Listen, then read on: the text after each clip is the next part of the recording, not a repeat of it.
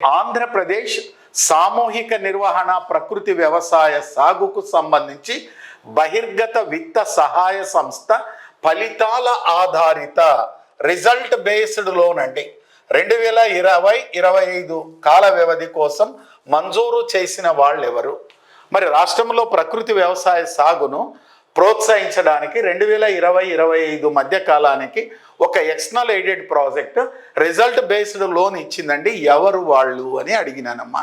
ఇక్కడ Azeem Premji philanthropic initiative వీళ్ళు ఏం చేశారంటే వీళ్ళు 2023-27 మధ్య కాలానికి 2 దశల్లో 100 కోట్లు ఒక దశ, రెండవ దశలో 66 కోట్లు అందించినారండి. ఇది దేశీయం, ఎక్స్టర్నల్ ఎయిడెడ్ కాదండి.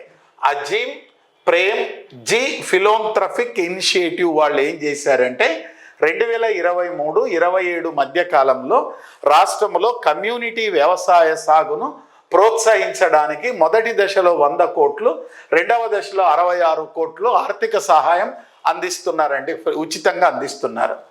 Indo German global academy for agro ecology research and learning. So Indo German global academy for agro ecology research and learning వీళ్ళ యొక్క సహకారాలు అడ్వైజర్స్తో ఇస్తున్నారండి. వీళ్ళు ఇది కూడా ఎక్స్టర్నల్ ఎయిడెడ్ ప్రాజెక్ట్ కాదండి, కో ఇంపాక్ట్. వీళ్ళు కూడా ఫైనాన్షియల్ అసిస్టెన్స్ ఇస్తున్నారు. వీళ్ళు కూడా ఎక్స్టర్నల్ ఎయిడెడ్ ప్రాజెక్ట్ కాదు. ఈ Indo German global academy for agro ecology research and council ఏం చేస్తుందంటే వీళ్ళు భారతదేశానికి వచ్చేసి వీళ్ళు దీనికి సంబంధించి ఒక 66 మంది శాస్త్రవేత్తలు భారతదేశంలో ఆంధ్రప్రదేశ్ని సందర్శించి ఇక్కడ ప్రకృతి వ్యవసాయ సాగును ఏ విధంగా చేస్తున్నారు ఏమిటి అనే దానిపైన పర్యవేక్షణ చేశారండి. కో ఇంపాక్ట్ వాళ్ళు కూడా వీళ్ళ యొక్క గైడెన్స్ అనేటివి అందిస్తున్నారు. అయితే ఇక్కడ KfW జర్మన్ బ్యాంక్ అండి, ఇది ఎక్స్టర్నల్ ఎయిడెడ్ ప్రాజెక్ట్ అమ్మా. ఎక్స్టర్నల్ ఎయిడెడ్ ప్రాజెక్టు వీళ్ళు 90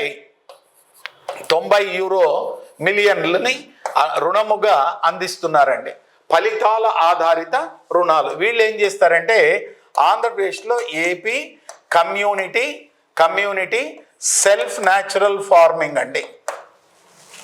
ఆంధ్రప్రదేశ్లో సామూహిక సహజ వ్యవసాయ సాగును ప్రోత్సహిస్తూ ఉన్నారు. దాన్ని 730 మండలాల్లో 730 గ్రామాల్లో అందిస్తున్నారండి వీళ్ళు. ఇది ఒక్కటే ఎక్స్టర్నల్ ఎయిడెడ్ ప్రాజెక్ట్. చూడండి ఇక్కడ దీనికి